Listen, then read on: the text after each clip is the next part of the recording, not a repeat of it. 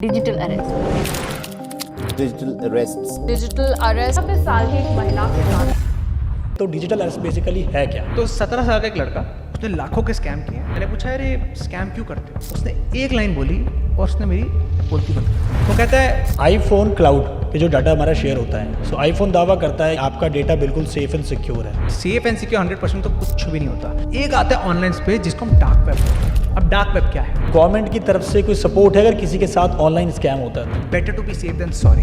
कि एक बार पैसे गए तो चांसेस तो बहुत कम होते हैं आपके पैसे वापस आने के। तो जो हम डेटा दे रहे हैं इंटरनेट पे, तो वो हमेशा रहता है, कभी डिलीट ही नहीं होता। कभी डिलीट नहीं होता। कोई भी ऐप हम डाउनलोड करते हैं बिना कुछ टर्म्स एंड कंडीशन पड़े हुए यस यस करते रहते हैं। सो देयर इज समवन जो डेटा एक्सट्रैक्ट करता है। मैंने ऐसे भी सुना है कि डेटा बेचा जाता है। ChatGPT को लिखा 6 गर्लफ्रेंड्स हैं, मुझे बड़ी दिक्कत हो रही है सबको संभालने में, तो मुझे गर्लफ्रेंड मैनेजमेंट प्लान दे दो। आने वाले फ्यूचर में ऐसे कौन से ऑनलाइन स्कैम फ्रॉड हैं जो बढ़ने वाले हैं? जो एलन मस्क की जो कंपनी है वो इस पर काम कर रही है कि आप एक चिप लगाइए।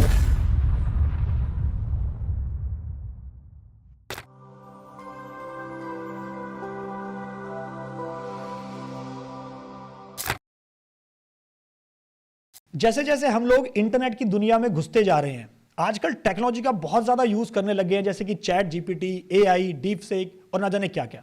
वैसे वैसे ही ऑनलाइन स्कैम और फ्रॉड्स के केसेस बहुत तेजी से बढ़ते जा रहे हैं मार्केट में, जिनमें लोगों के अभी तक करोड़ों रुपए लूटे जा चुके हैं। एक रिपोर्ट के अनुसार पिछले 5 सालों में 5 लाख से ज्यादा फाइनेंशियल फ्रॉड के केसेस दर्ज हुए हैं, जिसके अंदर अमाउंट इन्वॉल्व है 1100 करोड़ रुपए का। अब आपके मन में क्वेश्चन होगा कि सर अगर किसी के साथ ये ऑनलाइन स्कैम फ्रॉड होता है तो उसमें गवर्नमेंट क्या सपोर्ट करती है, या आरबीआई क्या सपोर्ट करता है, या बैंक क्या सपोर्ट करता है, या फिर पुलिस क्या सपोर्ट करती है? ना जाने ऐसे कितने क्वेश्चन आपके मन में होंगे कि इनसे बचा कैसे जा सकता है, और आने वाले फ्यूचर में कौन कौन से ऑनलाइन स्कैम फ्रॉड तेजी से बढ़ने वाले हैं। तो गाइस, आज इन सारे सवालों का जवाब देने के लिए हमारे साथ है एक साइबर लॉ एक्सपर्ट, मशहूर एडवोकेट और 17 टाइम्स टेडेक्स स्पीकर एडवोकेट साक्षर दुग्गल जी। दुग्गल साहब, बहुत बहुत स्वागत है आपका हमारे पॉडकास्ट पर। Thank you ji, thank you.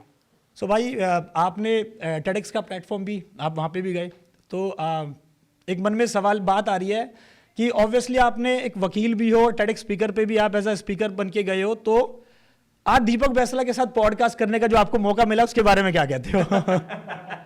नहीं, बहुत अच्छा लग रहा जी। है। और जहाँ तक आपने टेडेक्स की बात की, जी। देखिए मैं मानता हूँ हाँ, प्लेटफॉर्म बहुत अच्छा है। कुछ चीज़ें हैं जो टेडेक्स, अगर ये जो हमारी जो जनता है खासकर उनके लिए है, कुछ चीज़ें टेडेक्स आपसे डिमांड करता है कि आप में होनी चाहिए अगर आप कोई टेडेक्स स्पीकर बनना है। Okay. पहला ऑब्वियसली आपका एक जिसे कहते हैं नॉलेज तो होनी चाहिए, लेकिन जो टॉपिक है आपका वो इंटरेस्टिंग होना चाहिए और रेलिवेंट होना चाहिए। रेलिवेंट सिर्फ आपके लिए नहीं बट मासेस के लिए, यानी जो आम जनता है, कुछ यूनिक टॉपिक हो, कोई ऐसा टॉपिक हो जो सबको प्रभावित करता है, पहला। दूसरा ऑब्वियसली स्पीकिंग स्किल्स। मैं ये नहीं बोलूँगा कि स्पीकिंग स्किल्स फ़र्क पड़ता है, बट अगर आप अच्छे स्पीकर हैं, अच्छा कम्युनिकेट करना जानते हैं, तो बहुत फ़र्क पड़ता है। बिकॉज कितनी बार हमने देखा है कि आपके पास नॉलेज बहुत है, मैसेज अच्छा है, बट जो मीडियम है, माध्यम, जिसे अगर आप कम्युनिकेट ही नहीं कर पा रहे तो उसका फ़ायदा नहीं है। तो second is public speaking, and third is आपकी जो प्रोफाइल का मतलब मैं फॉलोअर्स नहीं बोल रहा, ज़रूरी नहीं आपके मिलियन फॉलोअर्स तो आपको टेडेक्स मिल जाए, नहीं। आपकी प्रोफाइल आपको एक अथॉरिटी की तरह शो करनी चाहिए, यानी कि आप उस फील्ड में अथॉरिटी हो। मैं ये नहीं बोल रहा अपनी शेख ही करो आप कि मैं ये हूँ, मैं वो नहीं करना। लेकिन अगर आपकी प्रोफाइल को थर्ड पर्सन देखे तो उसको देख के लगे हाँ यार, इस फील्ड में ये कोई इन्फॉर्मेटिव बातें कर रहे हैं, ये मासेस को प्रभावित कर रहे हैं, और ये कोई अथॉरिटी ही होंगे अपने फील्ड में। जब ये तीनों चीज़ें साथ में मिल जाती हैं तो कहीं ना कहीं चांसेस आपके बढ़ जाते हैं कि आपको टेडेक्स के प्लेटफॉर्म पर बुलाया जाएगा। ओके, सो भाई, as you are a TEDx speaker, तो इसमें आपको जो है ये पब्लिक स्पीकिंग से टेडेक्स स्पीकर का जो आपका एक स्केल रहा है, जो एक रास्ता रहा है, वो कैसे आपने तय किया है? यार देखो, शुरू में तो लग बाय चांस ही हुआ। मैं सच बताऊं तो पहले मैं जोश टॉक्स जो एक प्लेटफॉर्म है, अच्छा, मैं उसमें अप्लाई करना चाहता था। मेरे को लगा Okay. कि जोश टॉक, टेडेक्स, फिर टेड, स्टेप बाय स्टेप चलेंगे, जंप नहीं मारेंगे। Right. तो मैं जोश टॉक के लिए बहुत अप्लाई किया, कुछ रीजंस की वजह से नहीं हो पाया, और 1 साल तक मैं कंटेंट लिंक्डइन पे डालता गया, ये सोच के कि कंटेंट जोश टॉक वाले देखेंगे तो मेरे को ले लेंगे, उनको अच्छा लगेगा। जोश टॉक वालों से तो नहीं हुआ, बट मेरे को कहीं से टेडेक्स का एक कॉलेज कर रहा था, उनका मेल आ गया। पहले मेरे को लगा ये फेक है, क्योंकि टेडेक्स का एक फ्रॉड भी चलता है, बहुत लोगों को नहीं पता। टेडेक्स ना आपसे पैसे लेता है ना आपसे पैसे देता है, ना लेन देन का, पैसों का कुछ नहीं है। सिंपल है, जो आजकल स्कैम चल रहा है मार्केट में कि आपको पैसे देने पड़ेंगे 1-2 लाख टेडेक्स देने के लिए, बिल्कुल झूठ है। मेरे साथ ये हो चुका था, फॉर्चुनेटली पैसे नहीं दिए मैंने, बट मेरे को कॉल्स आ चुके थे। तो जब ये रियल मैसेज आया तो मैंने उसको 3-4 दिन इग्नोर मार दिया, ये सोच के कि यार ये भी झूठा ही होगा। उन्होंने 2 बार फॉलोअप लिया, मैंने फिर अग्री किया, बाद में पता लगा सच है।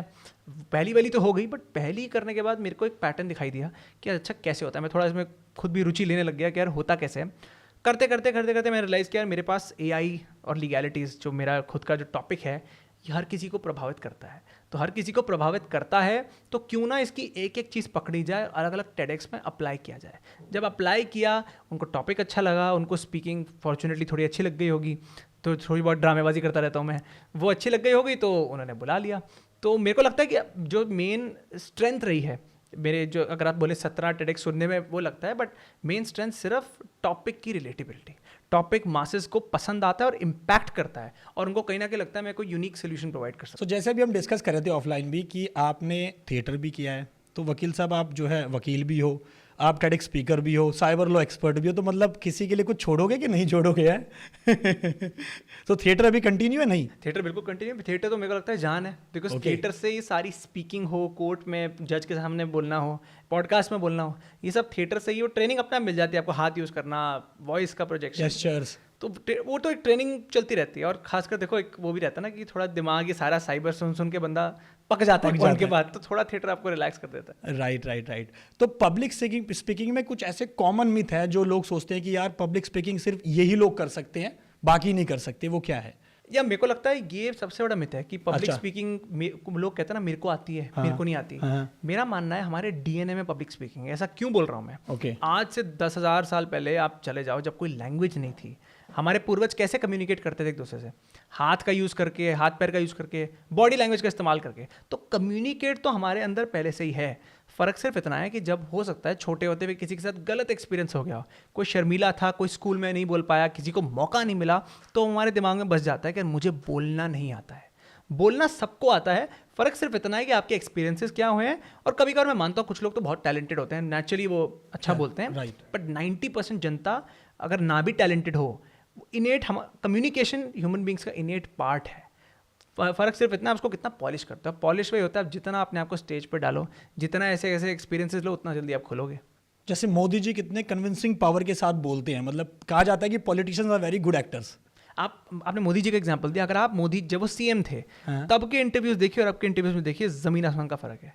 उनकी स्पीकिंग, मैं सिर्फ स्पीकिंग की बात कर रहा हूँ, अच्छा ऐसा नहीं हो पहले अच्छा नहीं बोलते थे, बट अब तो बहुत कन्विंसिंग बोलते। तो कहने का मतलब है उन्होंने भी अपने पे काम किया है। CM हो, अपने स्किल्स पे काम किया है कि वो यहाँ से यहाँ तक अब उनकी भी स्पीकिंग कितनी डेवलप हो गई है।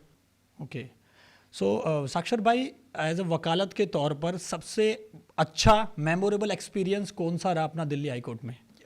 मेमोरेबल तो बहुत सारे रहे हैं। अच्छा मतलब अच्छा देखो सब्जेक्टिव है थोड़ा, बट इंटरेस्टिंग केसेस बड़े रहे हैं। तो मतलब जो कभी कभार आपको सुनने में कभी हंसी आती है, कभी हैरानी भी होती है। तो ऐसा एक केस आपको मैं बताता हूँ जो अभी भी चल रहा है। तो 2 साल पुराना केस है। एक सेलिब्रिटी है, ये हमारे फिल्म इंडस्ट्री से। जब मैं सेलिब्रिटी बोल रहा हूँ तो इसका मतलब ये नहीं एक्टर ही हो, डायरेक्टर हो सकते हैं, फैशन डिज़ाइनर हो सकते हैं, कुछ भी हो सकता है। अब वो नोन है कि वो बड़े ना, मतलब उनकी पर्सनैलिटी ऐसी कि लड़की उनसे बहुत आकर्षित हो जाती है जल्दी। ओके। तो अब क्या हुआ, 2 साल पुराना केस है, तब नया चैट GPT आया था। तो किसी ने इनको बोल दिया जी आप चैट GPT इस्तेमाल करो। हम सबको ऐसे ही बोला कि यार बढ़िया चीज़ है, देखो कुछ नया आया है। इन्होंने भी इस्तेमाल किया। अच्छा, इनको टेक्नोलॉजी पे ज़्यादा भरोसा नहीं होता। इन्होंने कहा, इन्होंने चैट GPT को लिखा कि मेरे पास ऐसी प्रॉब्लम है जिसका सोल्यूशन आपके पास नहीं होगा। तो चैट GPT ने कहा नहीं भाई बता दो, हम कुछ कर सकते हैं। तो कहता भाई देखो मेरी इस समय पे 6 गर्लफ्रेंड्स हैं, 6 गर्लफ्रेंड्स हैं, मुझे बड़ी दिक्कत हो रही है सबको संभालने में, और मैं नहीं चाहता किसी को भी पता लगे कि मतलब सबको लगना चाहिए कि मैं उनका इकलौता बॉयफ्रेंड ही हूँ। तो मुझे गर्लफ्रेंड मैनेजमेंट प्लान दे दो। अब उन्होंने तो मजाक में बात लिख दी, girlfriend management plan from chat GPT। हाँ, उन्होंने मजाक में लिख दी मजे लेने के लिए। चैट GPT को मजाक समझ नहीं आता, उसने आपको लिटरली एक प्लान बना के दे दिया, आप ऐसे करो ऐसे करो ऐसे करो। अच्छा भाई साहब थोड़ा इंटरेस्टिंग लगने लग गया। मज़े की बात क्या है, इन्होंने अप्लाई करना शुरू किया और काम करने लग गया। एक समय पे ये लोग ये सबको मैनेज कर रहे थे और किसी को भनक तक नहीं थी, सारी की सारी लड़कियों को। अब प्रॉब्लम कहाँ होती है मेन, किसी ने इनको बोल दिया जी आप जितना स्पेसिफिक इन्फॉर्मेशन चैट GPT को दोगे उतना अच्छा आपको आंसर देगा, ये स्पेसिफिक हो जाओ। प्रॉब्लम क्या है, इन्होंने सारी लड़कियों की स्पेसिफिक चीज़ें, मतलब नाम ये, एज ये, बैकग्राउंड ये, रहती यहाँ है, हॉबी ये है, काम ये करती है, इतनी सैलरी है। और क्योंकि वो बॉयफ्रेंड थे तो बॉयफ्रेंड को ऐसी बहुत सारी चीज़ें पता है जो पब्लिक डोमेन में लोगों को नहीं पता, प्राइवेट है, वो भी इन्होंने चैट GPT को बता दी। अब छोटा सा एग्जांपल, जैसे इन्होंने ड्रेस गिफ्ट करनी किसी लड़की को, स्क्रीनशॉट लेंगे, उसका इंस्टाग्राम से 5-6 पिक्चर्स का स्क्रीनशॉट लिया, चैट जीपीटी पे अपलोड कर दिया, बोला कि देखो इसको ऐसे कपड़े पहनना पसंद है, अब मुझे बताओ मैं इसको कैसी तरीके की गिफ्ट दूँ, ड्रेस में कैसी तरीके की गिफ्ट दूँ। चैट जीपीटी बोलता है इसको रेड पसंद है, ऐसी दो वैसे दो। इनको तो मज़ा आ रहा था, इनको लग रहा था मेरा तो काम बन रहा है, उनको ये समझ नहीं आ रहा था कि वो कर क्या रहे हैं।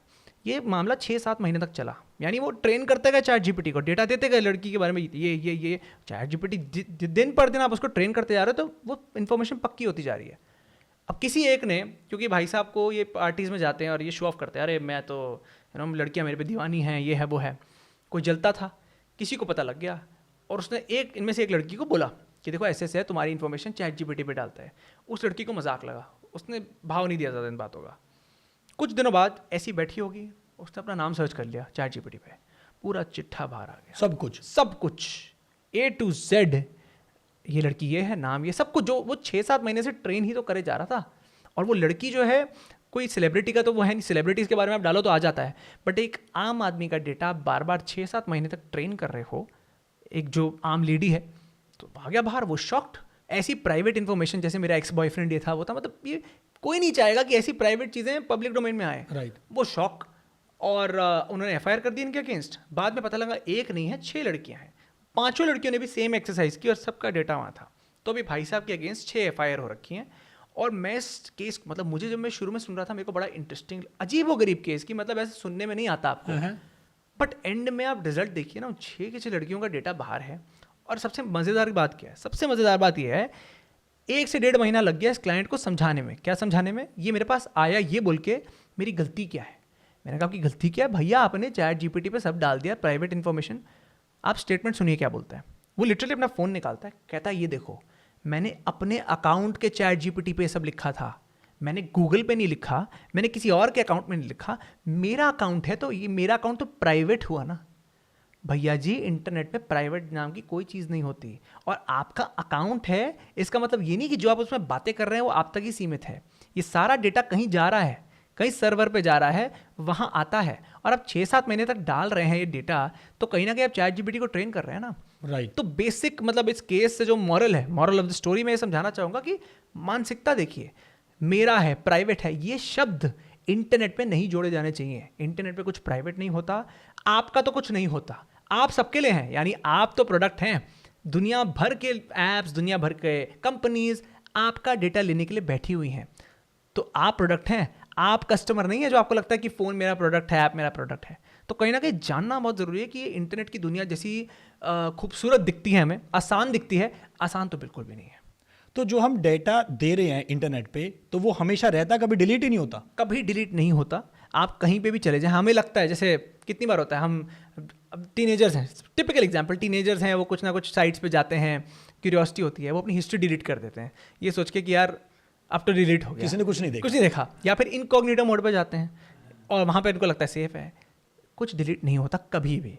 फ़र्क सिर्फ इतना है कि जो बंदा निकाल रहा है वो कितना केपेबल है वो डेटा निकालने के लिए, और कितना पुराना डेटा है।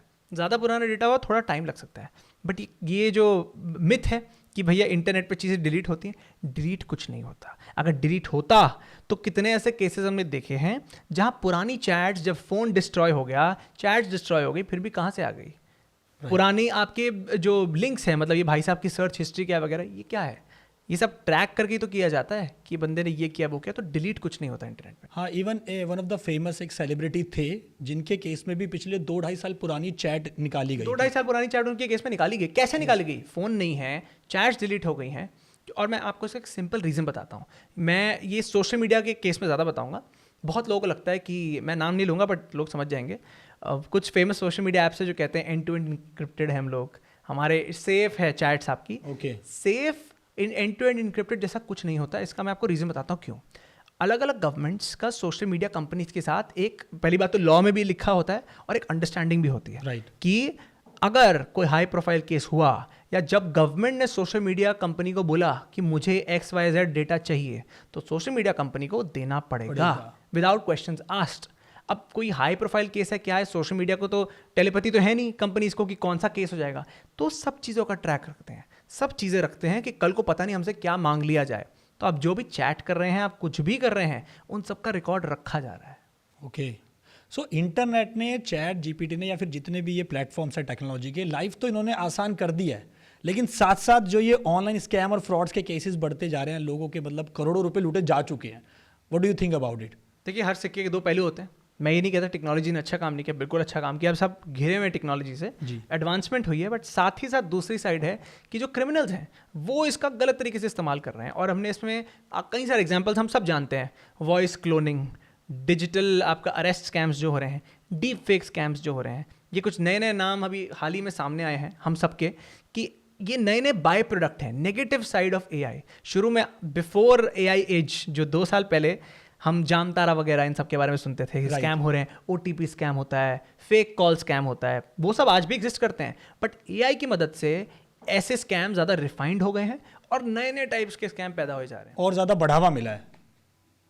सो कोई ऐसा भी रिसेंट एग्जाम्पल देना चाहो डिजिटल अरेस्ट का, क्योंकि पब्लिक को भी मतलब व्यूअर्स सब लोग देख रहे हैं, तो डिजिटल अरेस्ट बेसिकली है क्या? सिंपल शब्दों में डिजिटल अरेस्ट जो स्कैम है वो, देखिए, एक मैं आपको एक ट्रेंड बताना चाहता हूँ। साइबर क्राइम जब भी होते हैं, जो एक टाइप का क्राइम बाहर आता है, वो 2-3 महीने तक चलता है। उसके बाद क्रिमिनल्स अपना स्टाइल चेंज कर लेते हैं। क्यों? क्योंकि 2-3 महीने तक आम जनता को पता लग जाता है यार ये स्कैम है। अगर आम जनता अवेयर हो गई तो स्कैम का मतलब नहीं है, स्कैम तो काम नहीं करेगा, तो वो अपना स्कैम का स्टाइल चेंज कर देते हैं। डिजिटल अरेस्ट एक एक्सेप्शन है। ये इसको ऑलमोस्ट अब 1 साल हो आया है, आई थिंक 11 महीने हो चुके हैं, फिर भी एग्जिस्ट करता है। क्या है digital arrest? Digital arrest simple सा है, आप बैठे होंगे, आपको कॉल आएगी। अब कॉल अलग अलग प्रकार की आ सकती है, या तो फेडेक्स डिपार्टमेंट से आएगी कि आपके जी कोरियर आपके नाम पे, हमें तो कुछ इसमें इलीगल सामान पाया गया है, कुछ तो ड्रग्स वगैरह हैं, तो आप भैया आप तो आपका नाम आ गया, वीडियो कॉल पे आ जाओ। या कोई पुलिस थाने से कॉल आएगा, भैया आपका नाम तो इसमें आ गया, आप पे ये धारा लग गई, वो धारा लग गई, अब आपके ऊपर जो है कार्रवाई होगी। बेसिक फंडा क्या? फंडा नोट करना। फंडा है साइबर क्रिमिनल्स हमेशा डर का माहौल फैलाना चाहते हैं। जब भी आपको कॉल आता है, डर, या तो डर क्रिएट करेंगे या अर्जेंसी क्रिएट करेंगे। और उसको करने का रीज़न भी है। करने का रीज़न है, जब इंसान डरता है ना, तो एक इंग्लिश में एक मॉडल है जिसे हम बोलते हैं फ्लाइट और फाइट रिस्पॉन्स। यानी कि जब आपके सामने, जैसे आप चल रहे हैं, एकदम से शेर आ गया आपके सामने, तब आपकी साइंस फिजिक्स सब बाहर हो जाएगी, आपके सिर्फ दिमाग में 2 चीज़ चलेंगी, लड़ूं या भागूं। वो एक्टिवेट तभी इंसानों के अंदर होता है जब डर आप सामने आ जाता है। तो क्रिमिनल्स का फंडा यही है कि आपको डर फैलाना है उस कॉल के अंदर। अच्छा, आपको कॉल आई, आप डर गए, उन्होंने कहा, वो बोलते वीडियो कॉल पे आ जाओ, वीडियो कॉल पे आ गए। अच्छा, मज़े की बात क्या है, बहुत बारी कॉल्स ना प्री रिकॉर्डेड कॉल्स होती हैं, 1 दबाएं 9 दबाएं। इंसानी दिमाग क्या कहता है, प्री रिकॉर्डेड कॉल मतलब सच ही होगा, झूठ नहीं होगा। तो वो आप समझ रहे हो, सारी साइकोलॉजी से खेल रहे हैं वो, कोई टेक्नोलॉजी नहीं है इसमें। अच्छा, वीडियो कॉल पे बुलाएंगे, वीडियो कॉल पे जी 1 घंटे तक प्रॉपर आपको ग्रिल करेंगे। तुम्हारा नाम ये है, तुम्हारा बैंक अकाउंट नंबर ये है, आधार ये है, माँ बाप ये करते हैं, मतलब सब कुछ इन्फॉर्मेशन ऐसे बोलेंगे कि अरे बाप रे, हमें आपके बारे में सब कुछ पता है और आपके यहाँ तो ये धाराएं लग गई हैं, अब तो बुरे फंसे हो। उनका यही गोल होता है और आप डर जाओगे। आम इंसान कोई भी डर जाएगा, पता नहीं कहाँ फंस गया मैं। उसके बाद वो कहते हैं अब आप डिजिटली अरेस्टेड हो चुके हो, यानी कि आप इस वीडियो कॉल को छोड़ के नहीं जा सकते, आपको यहाँ लगे रहना है। सो रहे हो, बाथरूम जा रहे हो, कोई फर्क नहीं पड़ता, वीडियो कॉल रहनी चाहिए ऑन। और तुम किसी को नहीं बताओगे ये बात, अपने घर में किसी को नहीं बताओगे, ज़्यादा है तो घर से कहीं चले जाओ, कुछ है, पर तुम किसी को भी नहीं बताओगे। ओके। वो रखते हैं 1 दिन 2 दिन, हमने ऐसे केस देखे 3-3 4-4 दिन तक लोग डिजिटल अरेस्ट के उसमें फंसे हुए हैं। आप सोचो, वो माहौल सोचो, किसी से बात नहीं कर रहे, वीडियो कॉल पे फंसे पड़े हो। और ऐसा नहीं ब्लैंक होते हैं, वो बातें बोलते रहते हैं कि आपके दिमाग में और डर पैदा हो, इस हद तक डर पैदा हो कि इंसान हाथ जोड़ ले, भाई कुछ भी करो, मेरे को इस चीज़ से निकालो, पैसे लो, कुछ भी करो, मदद करो, मेरे को निकालो इस चीज़ से। वहाँ आती है मेन गेम, क्यों चाहिए भैया ये सब, मतलब ये स्कैम क्यों कर रहे हैं? पैसे के लिए। तब वो कहते हैं जी, अलग अलग बहाने होते हैं। कोई बोल देता है कि जी अच्छा ठीक है, मेरे को रिश्वत दे दो, रिश्वत के नाम पे। जो स्मार्ट होते हैं वो क्या कहते हैं कि यार इन्वेस्टिगेशन के प्रोसेस के अकॉर्डिंग आपके बैंक अकाउंट में पैसे नहीं होने चाहिए, तो आप अभी के लिए ये पैसे एक एक्स अकाउंट में ट्रांसफ़र कर दो, जैसी इन्वेस्टिगेशन खत्म होगी हम आपके वापस दे देंगे पैसे। अच्छा, अब यहाँ क्या है, पैसे तो बड़े हैं जी, आप मानोगे नहीं, डिजिटल अरेस्ट जो ये स्टडीज़ कह रही, मैं नहीं कह रहा, पर डिजिटल अरेस्ट स्कैम 20 से 25 लाख के बीच का फ्रॉड हुआ है ऑन एन एवरेज। ये एवरेज बोल रहा हूँ मैं, 20 से 25 लाख रुपए एवरेज डिजिटल अरेस्ट जो स्कैम है उसके केस की बात कर रहा हूँ।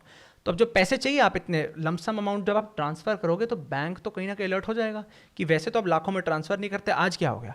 उसके लिए भी इनके पास एक तोड़ है, ये कहते हैं कि जी आप बैंक को बहाना दे दो ना, बहन की शादी है, दोस्त को चाहिए, ये वो। तो जब आपको बैंक, आपने पैसे ट्रांसफ़र किए, बैंक कॉल करता है, भाई साहब क्या हो गया, आज एकदम से इतने पैसे क्यों ट्रांसफ़र कर रहे हो? तो आप बोलते हो नहीं नहीं मेरे दोस्त की शादी है, ये वो है। ये बोलने का एक बहुत बड़ा रीज़न है। वो रीज़न ये है, कल को आपके साथ जब स्कैम होता है, आप किस मुंह से बैंक के पास जाओगे? क्योंकि आप ही ने तो बैंक को अपने मुंह से बोला है भाई मैं रिस्पॉन्सिबिलिटी ले रहा हूँ, मेरी मतलब मैं ही अपनी तरफ से अपनी विल से पैसे ट्रांसफर कर रहा हूँ। राइट। तो जब पैसे ट्रांसफर हो गए, गुल गायब। और ऐसे ये अब लोगों को लगता होगा आम आदमियों के साथ हो रहा है, ऐसा नहीं है। लॉयर्स, डॉक्टर्स, पद्म भूषण जो अब जिन लोगों को मिला है, ऐसे ऐसे लोगों के साथ तक डिजिटल स्कैम्स हो चुके हैं। जो एजुकेटेड लोग हैं उनके साथ एजुकेटेड लोग हैं। और ये बहुत बड़ा, अगेन देखिए, पॉडकास्ट का मेरा मकसद ये है कि जो मिथ होती है ना साइबर स्पेस से रिगार्डिंग, उसको ख़त्म किया जाए।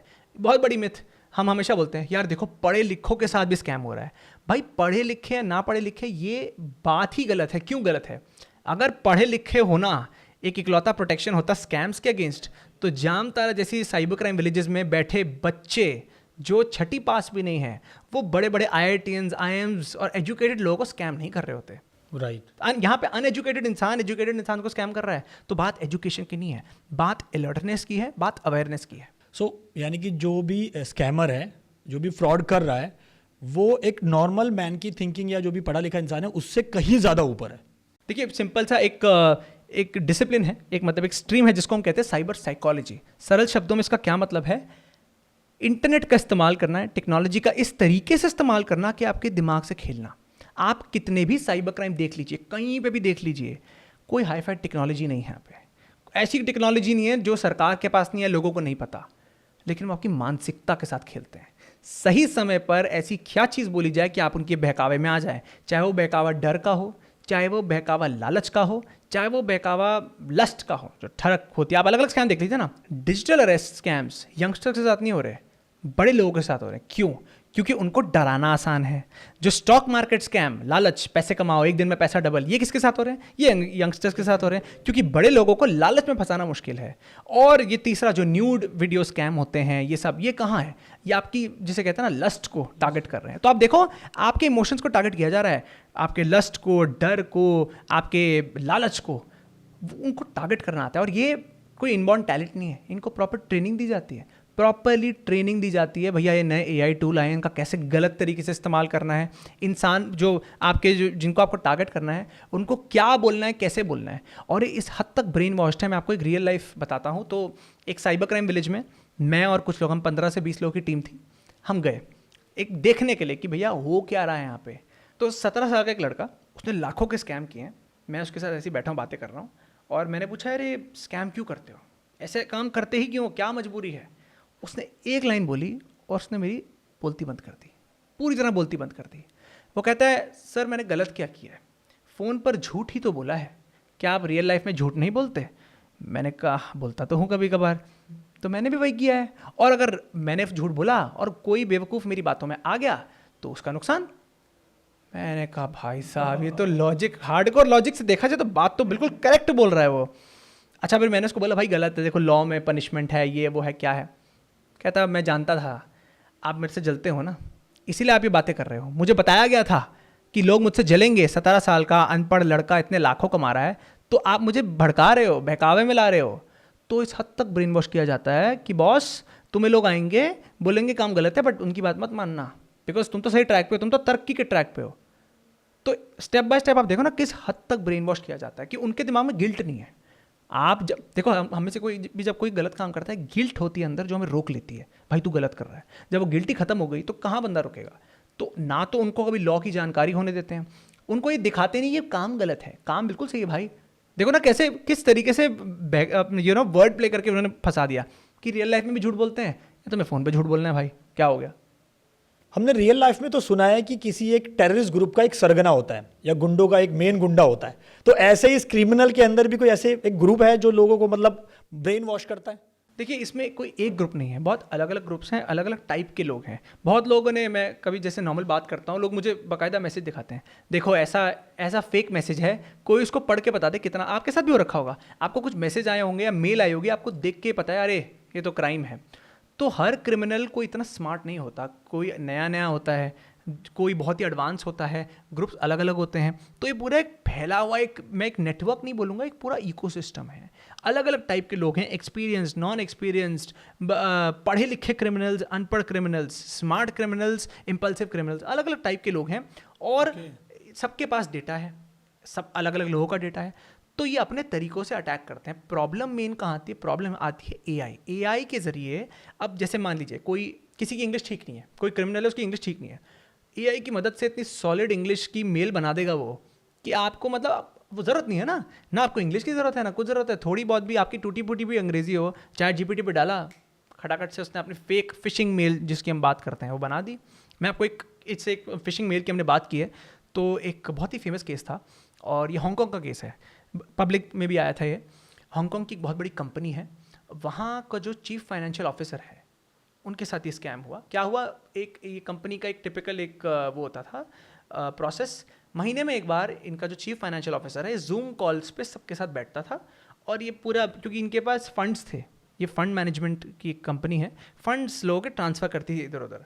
नॉर्मल एक था, हर महीने में एक बार एक जूम कॉल होनी है। क्रिमिनल को पता लग गया ऐसा कुछ है, उसने उसको कहीं से जूम के क्रेडेंशियल्स भी पता लग गए, उसने डीप फेक टेक्नोलॉजी। अब डीप फेक क्या होता है? डीप फेक यानी एआई की मदद से आपने वीडियो में फेरबदल कर दी, या तो पिक्चर मॉफ कर दी यानी किसी और की शक्ल लगा दी उसमें, या पूरी वीडियो ही बदल दी। उन्होंने डीप फेक यानी नकली वीडियो बनाई जहाँ पर वो चीफ फाइनेंशियल ऑफिसर बैठा हुआ है, जबकि वो रियलिटी में है नहीं। जूम कॉल ज्वाइन की और जूम कॉल पे वो बंदा लिटरली बोल रहा है कि भैया ये पैसे जो है ना अब ये एक्स अकाउंट में ट्रांसफ़र कर दो। वो एक्स अकाउंट इनका था, क्रिमिनल्स के उसका था। अब एम्प्लॉयज़ ने बोला ठीक है, अरे तो हर महीने की कहानी है, ट्रांसफ़र कर दो। पता नहीं कितने मिलियंस ऑफ डॉलर्स वहाँ ट्रांसफ़र कर दिए। बाद में बंदा कहता भाई क्या कहते हैं अपना चीफ फाइनेंशियल ऑफिसर कि भाई क्या चक्कर है। अच्छा मज़े की बात क्या है, मज़े की बात क्या है, इससे पहले इन लोगों ने इसके मेल का एक्सेस लिया, पहले देखा कि बंदा मेल कैसे लिखता है। आप कभी भी देखें, हम में से हर कोई, हमारा एक स्टाइल होता है मेल लिखने का। पहले उसको पढ़ा, वो कॉपी पेस्ट करके पहले डाला एआई पे, चैट जीपीटी पे, कि भैया ये ऐसी मेल लिखता है, मुझे ऐसी सिमिलर एक मेल बना के दो। अच्छा क्या मेल बना के दो? मान लीजिए फ्राइडे को मीटिंग होनी है, तो सबको मेल भेज दीजिए फ्राइडे को मीटिंग नहीं है, थर्सडे को मीटिंग है। तभी तो उस चीफ फाइनेंशियल ऑफिसर को पता नहीं लगा, अगले दिन मीटिंग थी ना, एक दिन पहले का मेल गया कि कुछ इमरजेंसी के रिगार्डिंग एक दिन पहले मीटिंग कर लो। तो ना वो फाइनेंशियल ऑफिसर गया, वो क्रिमिनल्स थे उसके नाम पे। और नाम चेंज करना तो जूम में बड़ा आसान है, नाम चेंज कर दिया। बट अब सोचो डीप फेक कितना, और ऐसा नहीं है एआई आज है तो डीप फेक आज है, डीप फेक पहले भी था, बट एआई की मदद से इतना रिफाइन हो गया है। वॉइस क्लोनिंग की हमने बात की, वॉइस क्लोनिंग क्या होती है? किसी की आवाज़ इतनी कन्विंसिंगली चेंज कर देना कि आपको पता ना लगे क्या सच है क्या झूठ है। इसका एक टिपिकल एग्जांपल आपको देता हूँ। इंस्टाग्राम वगैरह में आप रील्स देखते होंगे, पॉलिटिशियंस गाना गा रहे हैं, फुटबॉल प्लेयर्स गाना गा रहे हैं, अरिजीत सिंह के गाने किशोर कुमार गा रहा है, किशोर कुमार के गाने अरिजीत सिंह गा रहा है, लेकिन डिफरेंस बताना बड़ा मुश्किल है कि यार दोनों में से असली गाना कौन सा है। इतने कन्विंसिंग है वो, उसको वॉइस क्लोनिंग बोलते हैं। प्रॉब्लम ये है कि आज मार्केट में फ्री सॉफ्टवेयर इतने आ गए हैं कि आप बस वो लीजिए और वॉइस सैंपल डालिए, बढ़िया काम हो जाएगा। और अगर फ्री भी नहीं है, 1500 से 2000 रुपये की सब्सक्रिप्शन, इतने में आप किसी की कन्विंसिंग वॉइस बना सकते हैं, फेक वीडियो बना सकते हैं। अब ये देखने में तो मतलब हम रील्स में तो हमें मज़ा आता है, मजाक लगता है, अच्छा लगता है, लेकिन क्रिमिनल्स इसका किस तरीके से इस्तेमाल कर रहे हैं वो देखने वाली बात है। ऐसे वॉइस क्लोनिंग के केसेस में I have seen lots of cases अक्षर भाई, जहाँ पर फ़ोन आता है मतलब पेरेंट्स को उनके बेटे की आवाज़ में कि मेरे साथ ये मुझे किडनैप कर लिया, मेरे साथ ये प्रॉब्लम हो रही है, मेरे साथ सीबीआई बैठी हुई है, और आप मतलब सेम टू सेम उसी की आवाज़ होती है, लेकिन बाद में पता लगता है कि बच्चा तो उनका स्कूल में या फिर घर पे आने वाला है। एक हमने कुछ टाइम पहले ऐसे एक केस देखा था, तो ये केस यूपी का है। यूपी में बच्चा जो है पढ़ता है, कॉलेज में है, और पेरेंट्स इसके साउथ इंडिया में रहते हैं। यूपी में गया है अपना पढ़ने, और क्या हुआ, अच्छा पेरेंट्स को कॉल आता है वॉइस क्लोनिंग से ही कि अच्छा वॉइस क्लोनिंग से क्या है, किसी ठेठ एकदम मतलब एकदम प्रॉपर पुलिस ऑफिसर की आवाज़ है कि भैया आपके तो जी आपका बेटा पकड़ा गया है, शराब वराब पी के इसने गाड़ी वाड़ी चला रहा था, ठोक दी इसने गाड़ी, हमने इसको धर लिया है, ठीक है। अब नेचुरली पेरेंट क्या बोलेगा, भैया मेरे बेटे से बात करा दो प्लीज़। वॉइस क्लोनिंग के जरिए बेटे की आवाज़ कॉपी करके, पापा मुझे बचा लो, मैं बहुत वो हूँ, ये हूँ वो हूँ, क्या है। 2-3 मिनट तक बात की तो बड़े पेरेंट्स, और क्या है रात के 11 बजे की बात है, तो रात के 11 बजे आप मतलब डरे हो, क्या हो गया, बच्चा ऐसे हो। अब क्या, माँ बाप ने फ़ोन काटा, पुलिस वालों ने कहा जल्दी भैया अब तो मतलब तुम्हारे को धर लेंगे, तुम्हारे बच्चे को ये वो। तो इन्होंने कहा नहीं रुकिए हमें बस 5-10 मिनट दीजिए थोड़ा। अच्छा पुलिस वाला क्या कह रहा है कि ठीक है भैया तुम जो हो पैसे वैसे जो हैं हमें ट्रांसफ़र कर दो, रिश्वत। भैया पहली बात तो कोई पुलिस वाला कल को रिश्वत इस पर क्या कहते हैं, यूपी ऐसे कौन रिश्वत लेता है, रिश्वत वहाँ ली जाती है, ट्रेस ना दिया जाए, ट्रेस ही पूरा कौन देगा, चलो कोई बात नहीं। अब उन्होंने क्या किया, उन्होंने बच्चे को कॉल किया। बच्चा उस समय नॉन रीचेबल जोन में, जब फ़ोन नहीं रीच कर सकता, फ़ोन नॉट रीचेबल, फ़ोन करे बच्चा नहीं है, बच्चा सो रहा है, बच्चा पीछे में आराम से सो रहा है, कोई दिक्कत नहीं है। क्या करें, पैसे ट्रांसफ़र कर दिए और गया वो नंबर से ब्लॉक, सब कुछ ब्लॉक। अगले दिन बच्चा नॉर्मल कॉल करता है तो ये कहते हैं, बच्चा कहता है भाई क्या बात कर रहे हो, मैं तो नॉर्मल अपना सो रहा था बढ़िया से। मैं हमेशा बोलता हूँ कि जब भी कोई क्राइम होता है आप रिकन्फर्म करिए, रीचेक करिए। तो इन्होंने तो वही किया, इन्होंने तो फ़ोन के बाद पहले अपने बच्चे को कॉल करने की कोशिश की, रीचेक करने के लिए कि ये सच है नहीं है। बट अनफॉर्चुनेटली नॉन रीचेबल था, क्या था, फ़ोन नहीं मिला।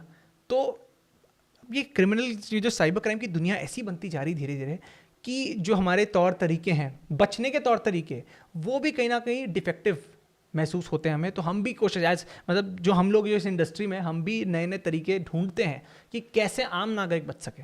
जो हम ये मोबाइल यूज़ करते हैं, कोई भी ऐप हम डाउनलोड करते हैं, तो उसमें हमने देखा है कि बिना कुछ टर्म्स एंड कंडीशन पड़े हुए यस करते रहते हैं कि हमारी जो मतलब जीपीएस आप अलाउ कर रहे हो, कुछ इन्फॉर्मेशन, प्राइवेट इन्फॉर्मेशन अलाउ कर रहे हो, तो इससे भी एक वन ऑफ द रीज़न है कि स्कैम होते हैं। देखिए कोर क्या है, वो कहते हैं ना फसाद की जड़ क्या है। हाँ, 3 पार्टीज़ हैं जिनका रोल होता है साइबर सुरक्षा में।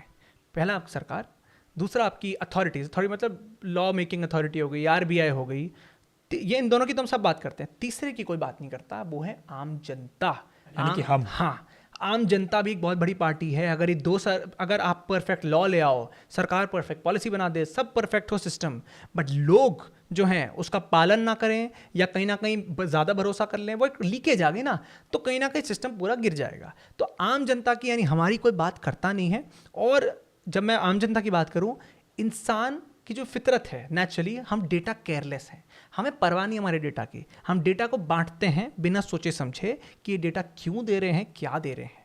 ये नॉर्मल इंसानों के साथ है। अगर आप, मैं सिर्फ अब इंडिया की बात करते हैं, मैं ये एग्जांपल हमेशा एक कोट करता हूँ हर जगह, मुझे बड़ा मज़ा आता है और ये टिपिकल एग्जांपल है, दिखाता है कि लोगों की मानसिकता क्या है।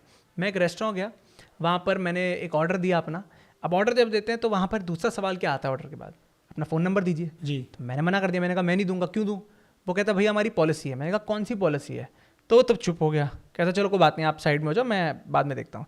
मेरे पीछे एक जनाब थे, वो आते हैं, उन्होंने भी अपना ऑर्डर दिया, उनसे भी सेम सवाल पूछा, उन्होंने भी पूछा मैं अपना फ़ोन नंबर क्यों दूँ आपको? मैं बड़ा खुश हो गया, मैंने कहा लोग देखो अवेयर हो रहे हैं, लोग सवाल पूछ रहे हैं। अब ये भाई साहब कहते हैं कि सर अगर आप दोगे अपना फ़ोन नंबर तो आपको अगली बार ना 20% का डिस्काउंट मिलेगा हमारे यहाँ पे। इतने खुश हो गए, अपना डेटा देते हैं, अपने बेटे का डेटा देते हैं, अपनी वाइफ का डेटा देते हैं जिनके साथ यार रखे हैं, और ऑर्डर लेते समय उनके मुंह से लिटरली निकलता है चलो अगली बार इतना डिस्काउंट मिल जाएगा। भैया एग्जाम्पल टिपिकली शो करता है कि वो एक छोटे से लालच के, आप एक डिस्काउंट के चक्कर में अपना इतना वैल्यूएबल डेटा दे दिया। अब अगर आपने अपना डेटा दे दिया तो अब लोग पूछते हैं क्या बड़ी बात हो गई, हम कौन से बड़े बिलियनियर वगैरह ऐसे सेलिब्रिटी हैं कि हमारा डेटा चला भी गया तो क्या हो गया। भैया आपने वो डेटा दिया, आपको नहीं पता वो डेटा कहाँ गया, क्या किसी ने बेचा, या अगर नहीं भी बेचा कंपनी अच्छी है उसने सिक्योर रखा, कोई डेटा ब्रीच अटैक हो गया, क्रिमिनल ने डेटा ले लिया। बहुत महीने बाद जब आपको कहीं से कॉल आता है और आपके साथ स्कैम हो जाता है, तब आपके मुंह से पहली लाइन निकलती है यार मैंने इस बंदे को तो अपना फ़ोन नंबर कभी नहीं दिया था। भैया आपका डेटा आपको नहीं पता पीछे से कहाँ बूमरैंग की तरह आपके पास वापस आएगा, और गलत हाथों में अगर आ गया तो गलत तरीके से वापस आएगा। तो अपना डेटा आप जितना ज़्यादा फैलाओगे, जितना बिना सोचे समझे दोगे, मैं इतना मानता हूँ, देखो अगर 20 जगह डेटा दिया है ना तो उधर रिस्ट्रिक्ट करना बेटर है रादर देन 20 की जगह 200 बना देना। बहुत लोग कहते हैं कि मेरा डेटा तो अब चला गया, अब क्या करूँ मैं। भैया कहीं तो फुल स्टॉप मारोगे, हो सकता है 10 जगह गया हो, 11वीं जगह नहीं जाएगा अगर तुम रुक जाओगे। तो जो हमारी तरफ से जो इंसानी फितरत है, डेटा केयरलेस जो है हम, उसको रोकना बहुत ज़रूरी है। Okay, I have seen lot of the cases, जैसे हम लोग रेस्टोरेंट में जाते हैं, हम ग्रोसरी स्टोर पे जाते हैं, बड़े बड़े रिटेल आउटलेट्स पे जाते हैं, और इवन बैंक्स में जाते हैं, तो वहाँ पे अपना मोबाइल नंबर डिटेल्स अपनी शेयर कर देते हैं। सो देयर इज़ समवन जो डेटा एक्सट्रैक्ट करता है, जो यानी कि जो स्कैमर्स हैं, और इवन मैंने ऐसे भी सुना है कि डेटा बेचा जाता है। तो ये भी एक काफ़ी हद तक इसमें मतलब स्कैम्स को बढ़ाने का एक तरीका है। देखिए अगर मैं बिल्कुल सरल रखूँ, बहुत सिंपल रखता हूँ, कुछ साल पहले तक बहुत कंपनीज जो कि गलत काम था, डेटा लेती थी आपका और पीछे बेचती थी, ठीक है, जो गलत है। क्योंकि आपने जब डेटा दिया एज अ कस्टमर, आपने एक भरोसा करके दिया है, आपने डेटा बेचने के लिए नहीं दिया है। तो हमारी सरकार जो है, बाहर की जो देश हैं, बहुत सारी कंट्रीज़ ने अलग अलग लॉ ले आए, अलग अलग रेगुलेशन ले आए कि आप डेटा नहीं बेच सकते हो। चलो जी डेटा नहीं बेच रहे, आपको कुछ ना कुछ चीज़ें रखनी है डेटा सुरक्षित रखने के लिए। लेकिन अगर आप डेटा सुरक्षित रख रहे हैं, क्रिमिनल्स कहीं ना कहीं कोई लूप होल ढूंढ लेते हैं और वो डेटा पे अटैक मारते हैं। उसको हम डेटा ब्रीच अटैक बोलते हैं। डेटा ब्रीच अटैक मतलब किसी कंपनी को, किसी ऑर्गेनाइजेशन के डेटा सर्वर पर अटैक किया, सारा डेटा ले लिया। अब अगर ले लिया, और मैं इतना ज़रूर है, कोई कंपनी, मैं रिपीट कर रहा हूँ, कोई कंपनी शायद ही होगी जिसके यहाँ पे साइबर क्राइम अटैक ना हुआ हो। एक ना एक बार तो हर जगह हुआ होगा, एक ना एक बार तो, और हुआ है। इसलिए कोई भी कंपनी नहीं बोलती हम 100% सेफ हैं, कोई साइबर सिक्योरिटी कंपनी नहीं बोलती मैं 100% सिक्योरिटी देता हूँ। 99%, 1% हमेशा एक एक्सेप्शन रहता है। तो अगर वो डेटा क्रिमिनल ने ले लिया, अब मैं अगर क्रिमिनल हूँ, मेरे हाथ में डेटा है 100 लोगों का, मैं इसे कैसे भी इस्तेमाल कर सकता हूँ ना। मैं बैंक बन के बात करूँ, मैं पुलिस बन के बात करूँ, मैं आपका भाई बन के बात करूँ, मैं आपका चाचा बन के बात करूँ, कुछ ऐसा तरीका कि मुझे पैसे मिल जाए, कोई तोड़ निकालूंगा। ओके तो ये समझना बहुत ज़रूरी है। देखिए, डेटा ब्रीच अटैक हुआ वो आपके हाथ में नहीं है, मैं मानता हूँ, बट जहाँ डेटा ज़रूरी नहीं है अपना देना, वहाँ तो फुल स्टॉप लगा सकते हैं हम। हर जगह हम अपना डेटा बांटते हैं। आपने टर्म्स एंड कंडीशंस की अभी इससे पहले बात की थी, बिना पढ़े हम टर्म्स एंड कंडीशंस एक्सेप्ट करते हैं। कुछ साल पहले जो फेमस कंपनीज़ हैं, जो टैक्सी सर्विस कंपनीज़, मैं नाम नहीं लूँगा, जो हमारे यहाँ चलती है, जिनसे हम कैब बुक करते हैं, वो जब इंडिया में आई तो शुरू में वो आपसे लोकेशन का एक्सेस मांगती थी। ये सब ठीक है, लोकेशन, फ़ोन कॉल तो ज़रूरत है इन चीज़ों की। गैलरी का एक्सेस मांगना, कैमरा का एक्सेस मांगना, वो तो जस्टिफाइड नहीं जिसमें है। आपकी फोटोज वगैरह हाँ, पड़ी हुई हैं। और हम क्या करते हैं, अलाउ डोंट अलाउ का ऑप्शन आता है, हम अलाउ कर देते हैं। टाइम वेस्ट नहीं होना चाहिए भाई, ये तो टाइम पास है। भैया आप अलाउ कर रहे हो कि सारी पिक्चर्स का एक्सेस आप उनको दे रहे हो, तो बहुत केसेस हुए ऐसी कंपनीज पे। अब अगर आप देखें, डाउनलोड करेंगे कभी भी ऐप, तो आपको कभी भी गैलरी वगैरह इतना नहीं पूछेगा, सिर्फ लोकेशन पूछता है, कॉल का पूछता है। तो कंपनीज के अलाउ डोंट अलाउ का ऑप्शन आपको देती हैं, बट अगेन आप लापरवाह कितने हैं। डोंट अलाउ, आप हर चीज़ को अलाउ कर देते हैं। टर्म्स एंड कंडीशन में लगता है अरे इतने 2-3 पेज कौन पढ़ेगा, जल्दी से टिक मार्क करो। मैं हमेशा बोलता हूँ, इतनी बड़ी आयरनी है, व्हाट्सएप जिसके बिना हम आज जी नहीं सकते, हमारी ज़िंदगी का बहुत एक इंपॉर्टेंट पार्ट बन गया है। चैट जीपीटी वो भी एक और इंपॉर्टेंट पार्ट बन गया है। कभी आज तक इसकी टर्म्स एंड कंडीशन पढ़ी लोगों ने? मुझे तो नहीं लगता पढ़ी। मैंने भी नहीं पढ़ी। तो जब टर्म्स एंड कंडीशन नहीं पढ़ी, आपने, वो कहते हैं ना, गेम खेलने से पहले अगर आपने रूल्स नहीं पढ़े, बाद में कुछ हुआ तो आप ये नहीं बोल सकते भाई मेरे को नहीं पता था। रूल तो आपको पता होने चाहिए थे। ऐप आपको बिल्कुल टर्म्स एंड कंडीशन में बोलता है।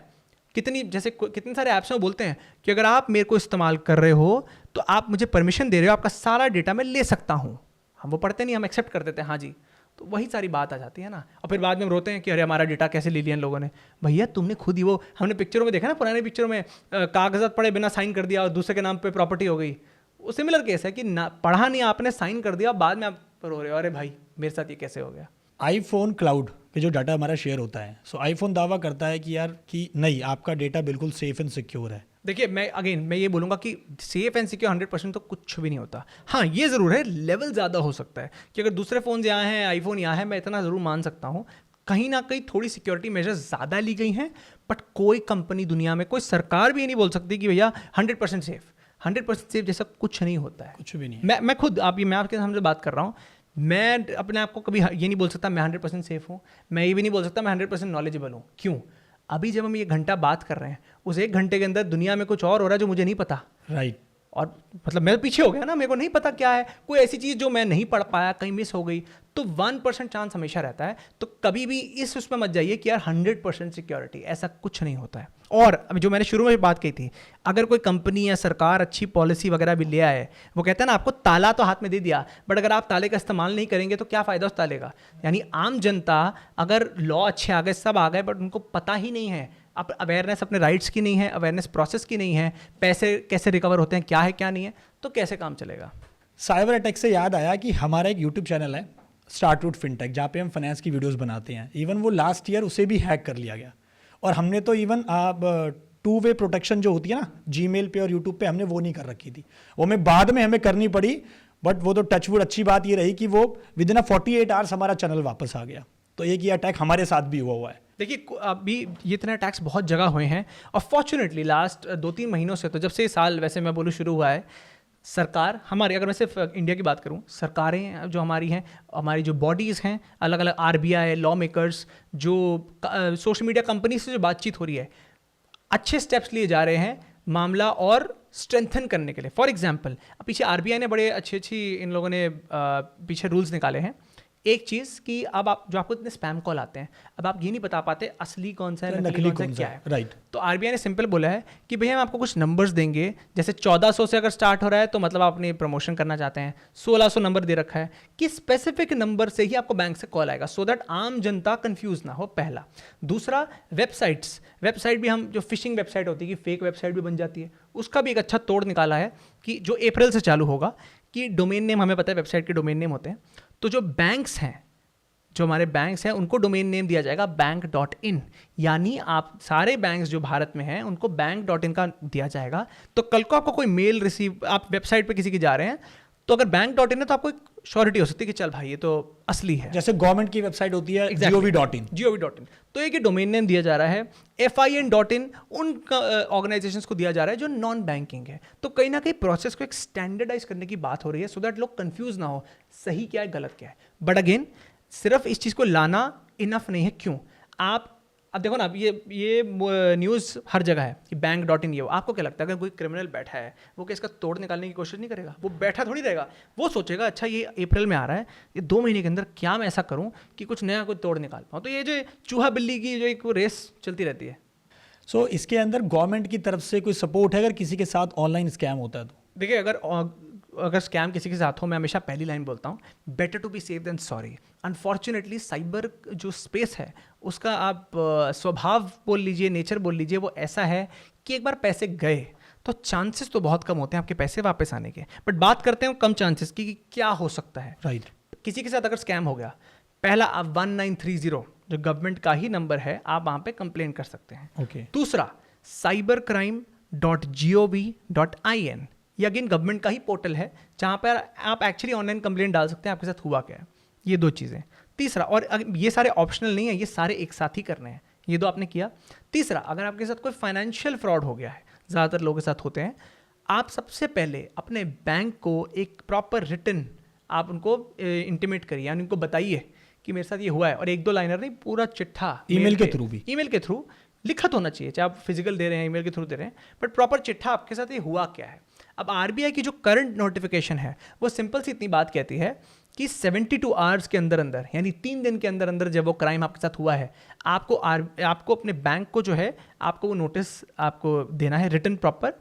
अब बैंक उसमें देखेगा कि भैया नेग्लिजेंस, लापरवाही कितनी है, आपकी लापरवाही कितनी है, कम है, ज़्यादा है, क्या है। देखिए ज़्यादा है तो बहुत ही, फिर तो मतलब लेवल ऑफ लापरवाही चेक करेंगे हाँ, कितनी है। और वो सही भी है ना। अगर आपकी सारी 100% लापरवाही है तो आप बैंक के पास क्यों आए हो, लेकिन आपकी लापरवाही कम है। या फिर दूसरा एक ये भी, अगर आप प्रूव कर सके कि बैंक की लापरवाही है इसमें, फॉर एग्जाम्पल अब मान लीजिए आपने लाखों की पेमेंट की है, आइडियली तो बैंक को आपको कॉल करना चाहिए पूछने के लिए भैया क्या हो गया।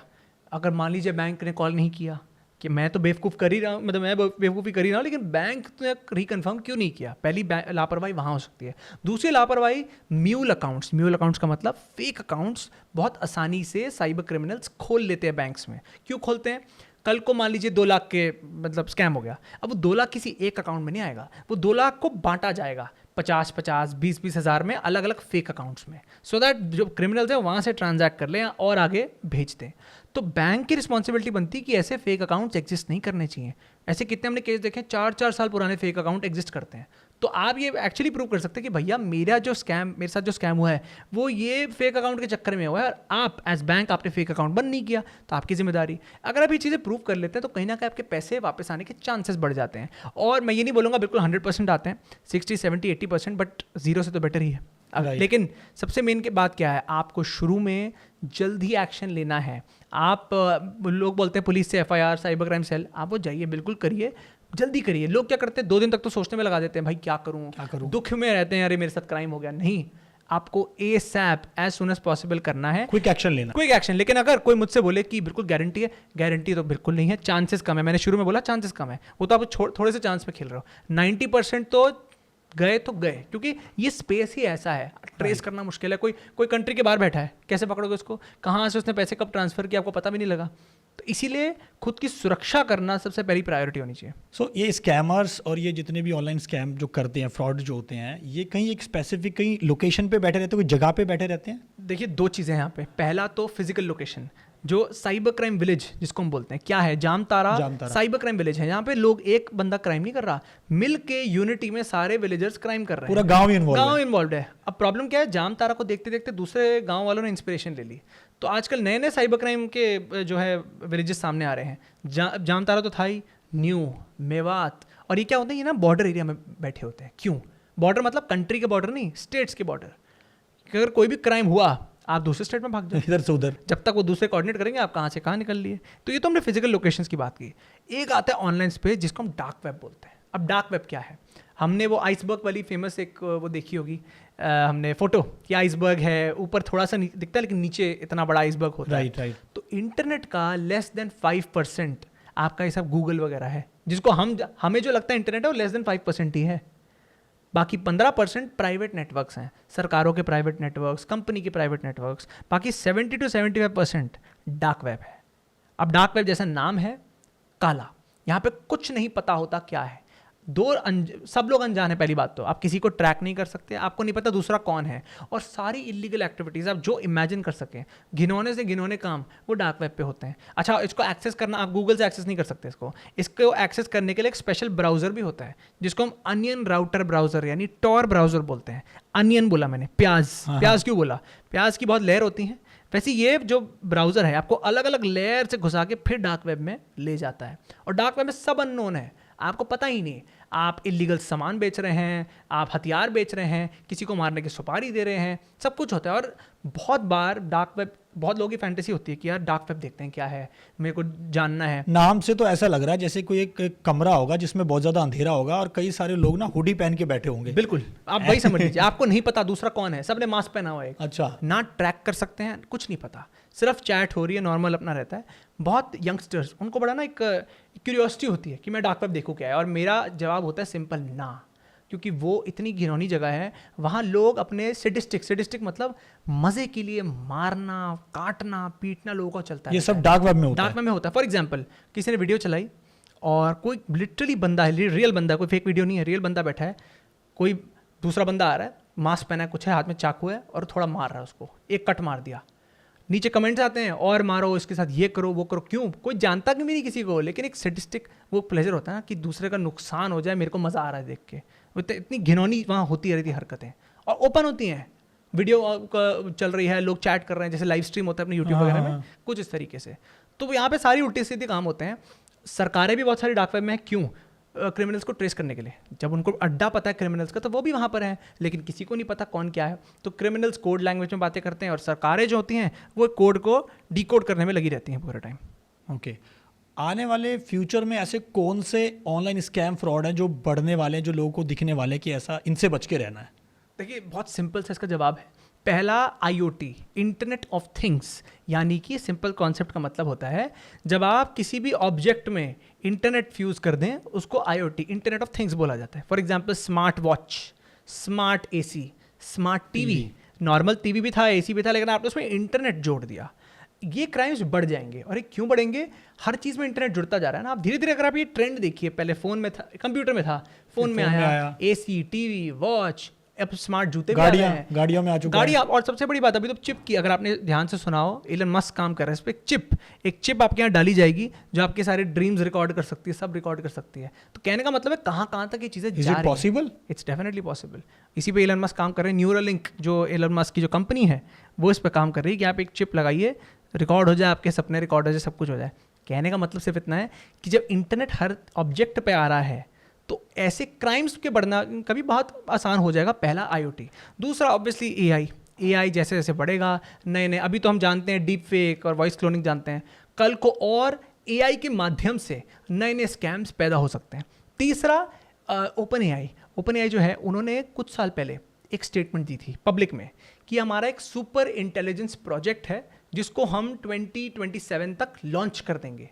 अभी कुछ 2-3 महीने पहले भी उनसे पूछा गया क्या हो रहा है, वो कहते बस ये प्रोजेक्ट हम 2030 से पहले लॉन्च कर देंगे। सुपर इंटेलिजेंस क्या है? हमने रजनीकांत की वो मूवी देखी, रोबोट। हमें लगता है कि हाँ, ये AI का, हमें एक्चुअली डेफिनेशन तो AI की वो लगती है कि यार ये होता है रोबोट, AI। सुपर इंटेलिजेंस का मतलब वही है। ऐसे AI का उस लेवल तक पहुंच जाना, और वो ऐसी चीज़ें कर सके जो इंसानों के सोचने की कैपेसिटी से भी ऊपर है। Super intelligence. और मैं, माइंड यू, ये open AI chat GPT launch कर चुका है, वो दिखा चुका है कि हम कुछ ऐसा ला सकते हैं तो दुनिया हिला दे, और लिटरली ओपन AI ने काम किया है। तो सुपर इंटेलिजेंस प्रोजेक्ट अगर उन्होंने लॉन्च कर दिया और ऐसी चीज़ें बाहर ले आए, तो आप सोचिए हम कहाँ जा रहे हैं। और डोंट यू थिंक कि इन सबको बैन कर देना चाहिए? एक्सट्रीम तो मैं हमेशा मानता हूँ, लाइफ में ना कुछ ब्लैक वाइट नहीं होता, ग्रे होता है। हम बोले या तो बिल्कुल ही ओपन कर दो या फुली बैन कर दो। फुली बैन करोगे तो देखो आप डेवलपमेंट नहीं हो पाएगी, और आप ना इसको रोक सकते हो। राइट। जब ये जो आपने बैन की बात की है ना, AI जब शुरू हुआ था, जो AI के गॉड फादर हैं मिस्टर जॉफरी हिंटन, उन्होंने एक स्टेटमेंट दी थी कि भाई एआई इतना खतरनाक है, हमें नहीं पता हम क्या कर रहे हैं। मेरी दरख्वास्त है सबसे, पूरी दुनिया भर में अलग अलग कंपनी से रिक्वेस्ट है कि आप 6 महीने तक अपना काम बंद कर दीजिए। हम पहले देख तो ले हम बढ़ का रहे हैं, एक बार समझ आ जाए कहाँ बढ़ रहे हैं फिर कुछ करेंगे। बट क्या हुआ, किसी ने कोई काम बंद नहीं किया, उल्टा डबल हो गया काम। तो आप बैन तो किसी को नहीं कर सकते, कोई ना कोई चोरी छुपे काम कर लेगा, कुछ ना कुछ करेगा। मकसद इतना है बैलेंस, यानी आप जैसे जैसे डेवलपमेंट हो रही है आप उसके वैसे लॉज लाइए, अवेयरनेस कैंपेन बढ़ाइए। और जो एक इंसानी फितरत है कंप्लेसेंसी की कि अरे भाई मैं, वो होता है ना, हमने कुछ एक स्किल सीख लिया अब चल हो गया, वो ज़माना गया। लर्न अनलर्न का ज़माना है। आज आपने कुछ सीखा, हो सकता है 1 साल बाद वो काम का ही ना हो। राइट। तो आप एज मतलब करियर की आपने जहाँ तक बात की, आप करियर की अगर हम बात करें या फिर हम क्राइम्स की बात करें, कुछ भी सेम नहीं होने वाला। आपको लर्न अनलर्न बार बार करना पड़ेगा। सो लोगों को अवेयर करने के लिए कोई गवर्नमेंट की तरफ से कुछ जागरूकता, कुछ ऐसे प्लान्स वगैरह चलाए गए नहीं अभी तक? देखिए काफ़ी प्लान्स गवर्नमेंट की तरफ से चलाए गए। सबसे बड़ी चीज़ तो ये है जो आपके यहाँ कॉलर ट्यून बन गए हमारे फ़ोन्स में। Right. शुरू में आती है सतर्क रहें, सावधान रहें। आप मानेंगे नहीं, मैं कल किसी के साथ बैठा हुआ था तो मेरे सामने वो किसी को फ़ोन मिला रहे थे। अच्छा उनको जल्दी थी, वो उन्होंने फ़ोन मिलाया, जैसी क्वालिटी उन्होंने ऐसे करके बैठ गए। मैंने कहा क्या हो गया? कहते हैं क्या बक बक करते रहते हैं। अरे भैया अब जब तुम्हारा ऐसा व्यवहार रहेगा गवर्नमेंट क्या करेगी? मतलब एक अवेयरनेस कैंपेन क्या होता है? अगर आप उसको भी इग्नोर मारना शुरू कर दोगे और बाद में रोगे कि मेरे साथ स्कैम हो गया, तो वो तो काम नहीं बनेगा ना। तो गवर्नमेंट के अलग अलग ये इनिशिएटिव्स हैं। आप मूवी हॉल्स में चले जाइए, आपकी कॉलर ट्यून्स हैं, अलग अलग एड्स आते रहते हैं, होर्डिंग्स लगी रहती हैं कि आप ये करिए वो करिए। अलग अलग पॉडकास्ट, जैसे ये भी एक माध्यम है, गवर्नमेंट का तो नहीं है बट अलग अलग इंडिविजुअल, जैसे आपके जैसे इंडिविजुअल्स पॉडकास्ट कर रहे हैं, अवेयरनेस फैलाई जा रही है। बट बात सिर्फ इतनी आती है, सिर्फ 2 चीज़ें। पहला, सबको ये प्रायोरिटी बनानी ज़रूरी है। बहुत लोग मुझे कहते हैं भाई मैं साइंस फील्ड या मैं टेक्नोलॉजी फील्ड से थोड़ी हूँ, तो मुझे क्या फ़र्क पड़ना चाहिए? भाई साहब अगर आप इंटरनेट पे हैं, अगर आप एक मोबाइल फ़ोन यूज़ करते हैं, एक स्मार्टफोन यूज़ करते हैं, एक लैपटॉप यूज़ करते हैं, तो आपके पास मतलब वो बहाना नहीं बचता कि मैं क्यों सीखूं। रिस्पॉन्सिबिलिटी बनती है, क्योंकि कल को आप पोटेंशियल विक्टिम हैं। तो जब तक आप इसको अपनी प्रायोरिटी नहीं बनाएंगे तब तक काम नहीं बनेगा। और दूसरा, अपने आप को ज़्यादा अपडेटेड रखिए। अपडेटेड का मतलब ये नहीं आप IAS ऑफिसर बन जाइए, हर रोज़ पढ़ते रहिए, नहीं। हफ्ते के 20 से 30 मिनट निकाल लीजिए, गूगल पे जाइए, गूगल न्यूज़ पे लिखें साइबर क्राइम।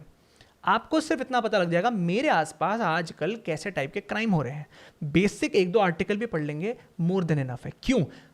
अगर आपको यही नहीं पता डीप फेक क्या है, कल को आपके साथ डीप फेक स्कैम हो तो कितने चांसेस है फंस जाओगे? 100% चांसेस है। बट अगर आपको पता हो तो कहीं ना कहीं उस समय जब आपके साथ स्कैम होने वाला है, आपके दिमाग की घंटी बज जाएगी, अरे ये तो मैंने पढ़ा था। तो कहने का मतलब ये है कि ऐसा नहीं आज पढ़ लिया मेरा हो गया।